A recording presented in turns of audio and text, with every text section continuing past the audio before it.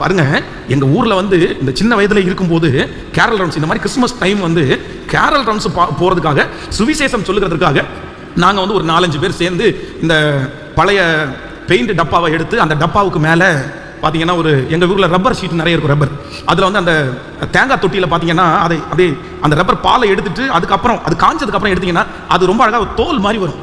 அந்த தோலை எடுத்து நம்ம வந்து அந்த பெயிண்ட் டப்பாவுக்கு மேலே இறுக்கி வச்சு கட்டிட்டீங்கன்னா அப்படியே அடிச்சா அவ்வளோ அழகான சவுண்டு வரும். அதில் 2 பக்கம் அந்த காது இருக்கு பாருங்களேன், அதில் ஒரு கயிறை கட்டி கழுத்தில் மாட்டிட்டு 2 குச்சியை வச்சு அடிச்சோன்னா அவ்வளோ அழகான சவுண்டு வரும். அதுதான் எங்களுடைய இன்ஸ்ட்ருமெண்ட். ஸோ இன்னொன்று வந்து ஜிங்கிச்சா இன்ஸ்ட்ருமெண்ட் இருக்கு பாருங்களேன், இந்த சிங் சிங். இது என்ன அப்படின்னா, இந்த சோடாலாம் இருக்கு பாருங்களேன். பழைய காலத்தில் பார்த்தீங்கன்னா இந்த சோடாவுடைய மூடி இருக்கும், அது இரும்பில் இருக்கும். இந்த சோடாவுடைய மூடி எல்லாம் பொறுக்கி அதை கல்லில் வச்சு நல்லா நச்சு சென்டரில் ஆணி வச்சு ஒரு ஓட்டை போட்டு 2 பக்கம் ஒரு ஒரு கட்டை எடுத்து அதை நீங்கள் அடித்து உள்ளுக்குள்ளே வச்சிங்கன்னா அந்த சவுண்டு வரும். எங்களுடைய இன்ஸ்ட்ருமெண்ட்டை நாங்களே தயாரிப்போம்.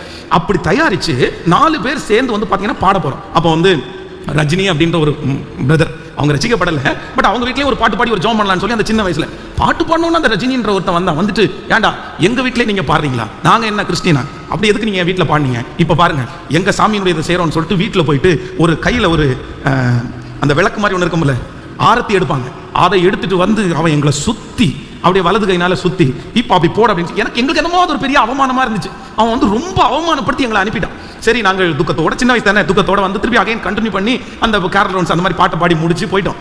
அடுத்த நாள் காலையில அவ்வளவு அழகா சைக்கிள் ஓடுற ரஜினி வரும்போது ஒரு கல்லு தடுக்கி சைக்கிளில் விழுந்து இந்த கை உடஞ்சு ஃப்ராக்சர் ஆகி மாவு கட்டு போட்டு வந்தாங்க.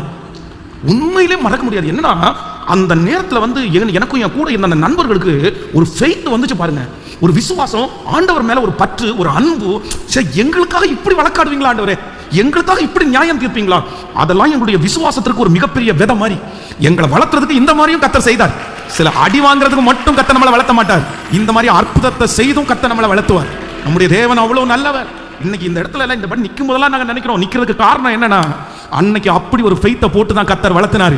இன்றைக்கும் சிலரை அப்படிதான் வளர்த்தி கொண்டிருக்கிறார். கர்த்தர் உங்களை கண்மணி போல பாதுகாக்கிறார்.